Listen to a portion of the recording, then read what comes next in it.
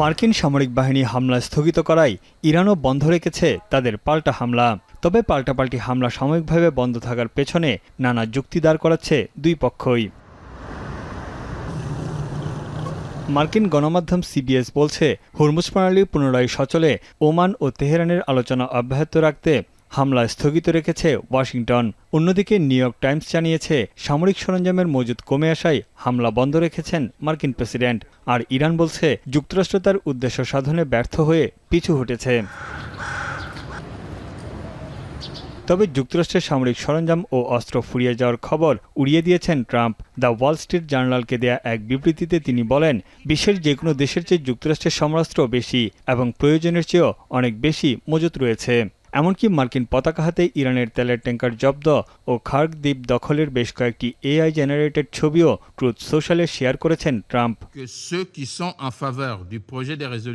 আর জাতিসংঘের মার্কিন প্রতিনিধি মাইক ওয়াল্টস ফক্স নিউজকে দেয়া এক সাক্ষাৎকারে বলেন, ইরানকে কূটনৈতিক আলোচনার জন্য আরও সুযোগ দিতেই সাময়িকভাবে হামলা বন্ধ রেখেছে যুক্তরাষ্ট্র।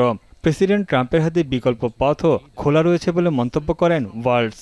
As the president said, we are locked and loaded. Even more assets are going into theater, but he's giving talks some space. He's giving it a little bit of room. We've had both Oman and Iran and a number of our other negotiators. সাম্প্রতিক উত্তেজনা ও বৈরী সম্পর্কের পরও দুই পক্ষের মধ্যে পরোক্ষ যোগাযোগ অব্যাহত রয়েছে। মধ্যস্থতাকারী পাকিস্তান ও কাতারের মাধ্যমে ইরানের সঙ্গে বার্তা বিনিময় চালিয়ে যাচ্ছে ওয়াশিংটন।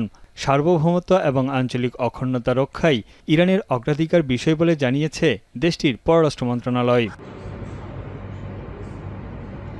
এদিকে ইরানের সর্বোচ্চ নেতা মোস্তফা খামেনি এক বিবৃতিতে জানিয়েছেন, যুদ্ধ শেষ করার অন্যতম শর্ত লেবাননের আঞ্চলিক অখণ্ডতা রক্ষা করা।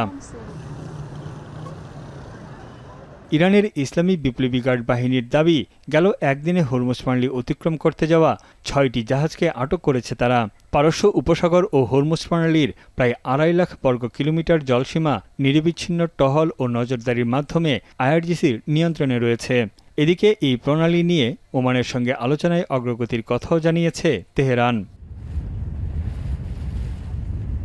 ইরান ও যুক্তরাষ্ট্রের মধ্যে পাল্টাপাল্টি হামলা আপাতত বন্ধ থাকায় বিশ্ববাজারে তেলের দাম কমেছে প্রায় ৭%। কূটনৈতিক সমাধানের সম্ভাবনায় অপরিশোধিত তেলের দাম ব্যারেল প্রতি $৯০ নিচে নেমে এসেছে।